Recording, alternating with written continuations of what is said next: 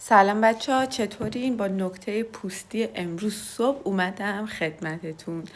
امروز خواستم در مورد حوله صحبت کنم بچه ها باهاتون.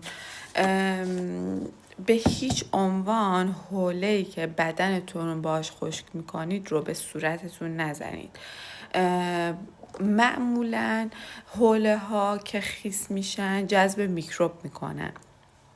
شما حتما باید بعد از اینکه حمام میکنید و با حوله بدنتون رو خشک میکنید، حولتون رو بذارید یه جایی که خشک بشه کاملا.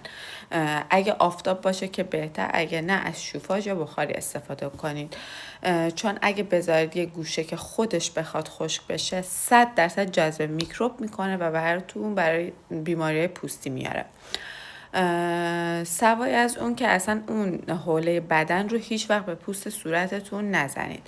حوله هایی هم که توی سرویس بهداشتیتون ازش استفاده میکنید برای پوستتونه کلن بهداشتی نیستن، ولی اگه قرار ازش استفاده بکنید حتما روی خشکم بذارید، رو میله های خشکم بذارید که خشک بشه که توی سرویس بهداشتی، یا اگه نه بیارید روی بخاری یا شوفاژتون بذارید که خشک بشن و به هیچ عنوان نذارید به حال خودش که خودش بخواد خشک بشه، مخصوصا حوله‌ای که توی سرویس بهداشتی میذارید و کلا توی سرویس بهداشتی توالت‌ها میکروب زیاد وجود داره و جذب حوله‌ای که نم یا رطوبت داره به سرعت زیاد میشه.